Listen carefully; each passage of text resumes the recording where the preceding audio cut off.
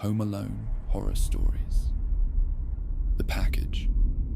I live alone. A small house in a quiet neighborhood. 1 bedroom, 1 bathroom, nothing special. But it was mine.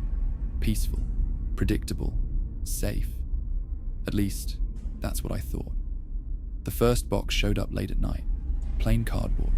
No labels, no tape, no return address. Only my name, written in black marker, for Daniel. At first, I assumed it was a delivery mistake, maybe something for a neighbor. But when I opened it, there was only a single Polaroid photo inside. The photo showed the outside of my house, right outside my door. I thought it was strange, sure, but I'm not the kind of person who scares easily. Honestly, I had too much on my mind to deal with whatever this was. Work, bills, the usual noise that fills your head. So I put the photo back in the box, tossed it on the counter, and went to bed. It took me a while to fall asleep, though. I kept thinking about that photo, the way the porch light glowed on my front steps, how the image felt almost recent, like it had been taken just a few hours before I found it. But eventually, I let it go. I told myself it was nothing. Maybe a wrong address, maybe some dumb prank. Still, when I finally turned off the light, I couldn't shake the feeling that somewhere out there, someone was watching my house, just standing there, waiting. The next morning, another box waited for me. Same handwriting, same size, same uneasy feeling crawling up my spine. Inside was another photo, a close-up photo of my front door, taken so close I could see the cracks in the paint, the tiny scratches around the handle. I stepped into the hallway. I was hoping to catch someone laughing, maybe a neighbor trying to scare me, but there was no one. Not a sound, not a movement. I tried to laugh it off, told myself it was just a mix-up or some weird prank.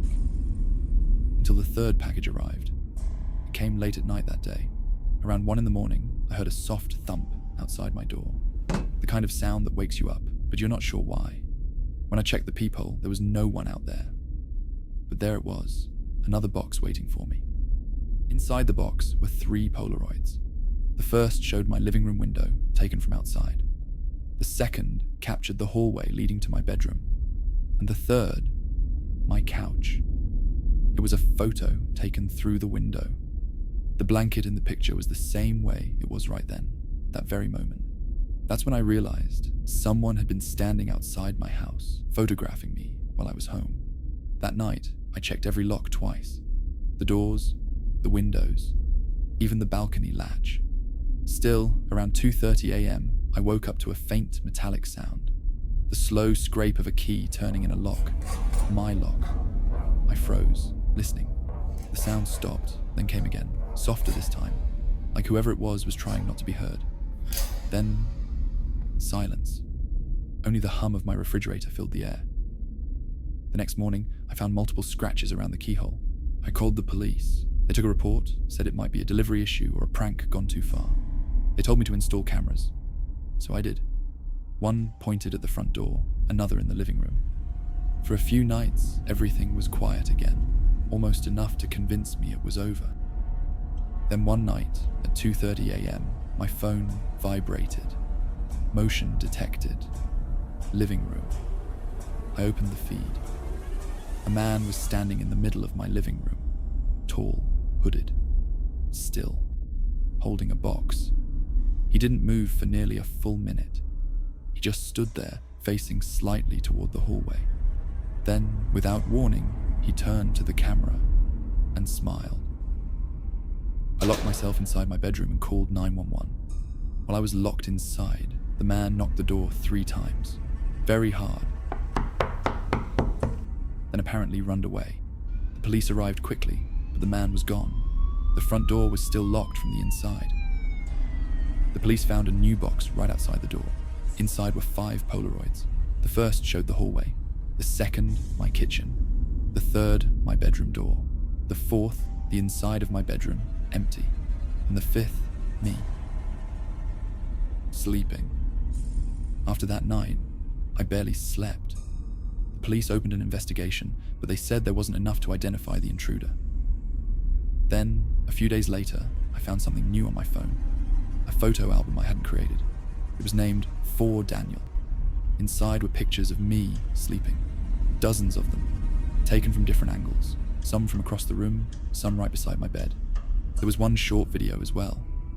The image shook for a moment before focusing on my face as I slept. After a few seconds, a voice whispered, quiet and raspy, "You look better when you are quiet." I took the photos, the boxes, and my phone straight to the police. A week later, they called. They found out who it was. He was wanted in 3 states for stalking, home invasions, and multiple murders. They tracked him down, using footage, along with other pieces of evidence. He'd been hiding in an abandoned warehouse less than 2 miles away. When they arrested him, they found dozens of boxes, each labeled with a first name, each filled with Polaroids. Most of the people in the photos were already dead. He's in prison now. They told me I was the only one who made it out alive. I still live in the same house, and sometimes, late at night, when everything is silent, I think I can hear it again. That faint, metallic scrape at the door, like someone testing a key. The thing that watched me sleep. This happened about 2 years ago, when I was still living alone in a small apartment just outside Denver. It wasn't in a bad area, but it wasn't great either.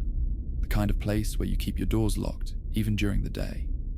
I'd been working late shifts, getting home around midnight most nights. I'd usually shower, eat something light, and fall asleep on the couch with the TV still on. Nothing weird ever happened, until that one night. I came home at around 12:30. The parking lot was empty, just my car and one other. When I unlocked my door and stepped inside, the first thing I noticed was the sound. The TV was on, not playing a show, not music, just that grey, hissing static. I stood there for a few seconds, trying to remember if I'd maybe left it like that before work, but I never did. I always turned it off. The air inside felt heavier than usual, stale, almost humid, like someone had been in there for hours without opening a window. I turned off the TV, walked around checking everything. Windows, locked. Closet, empty. Front door, still latched. Nothing out of place. I chalked it up to a power glitch and went on with my night.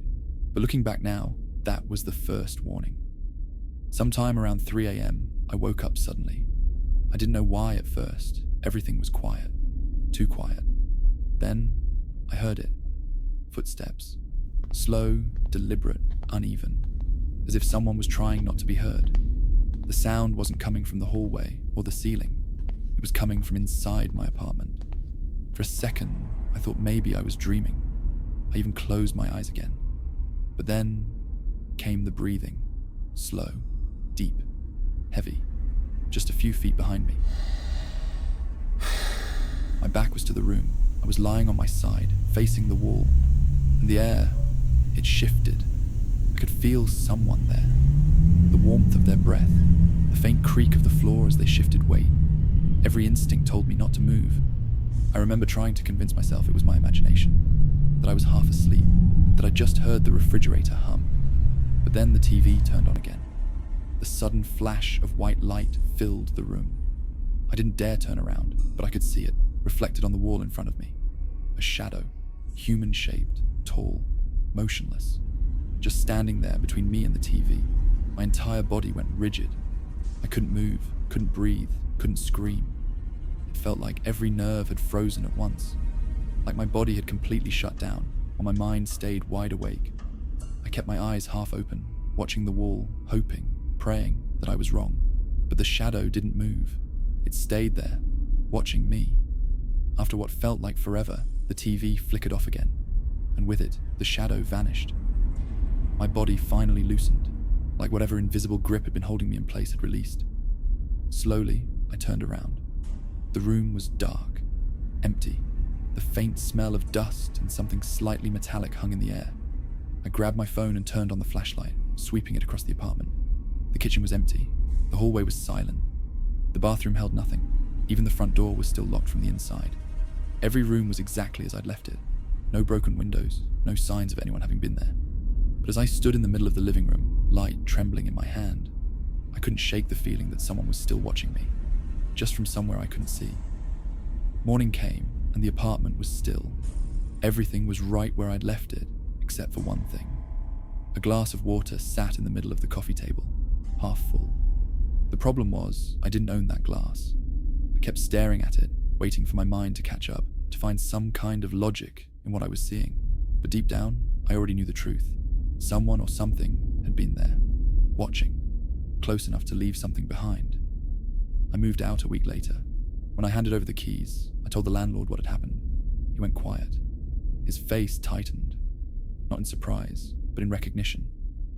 After a long pause, he said quietly, "You're not the first tenant to say something like that.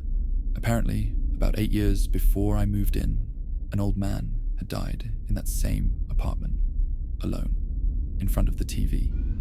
The neighbors only called the police after complaining about a strange smell coming from the unit.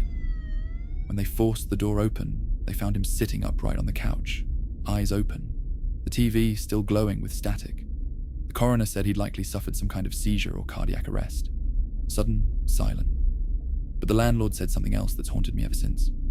He said when they found him, the man's body was stiff, rigid, as if something had frozen him in place. He said it looked like the man had died trying to move, like he'd been trapped in his own body, completely conscious, but unable to do anything, as if something had paralyzed him the moment the TV came on, and never let go. I've moved 3 times since then, but sometimes, when I fall asleep with the TV on, I swear I can still hear it, that faint, deliberate breathing right behind me.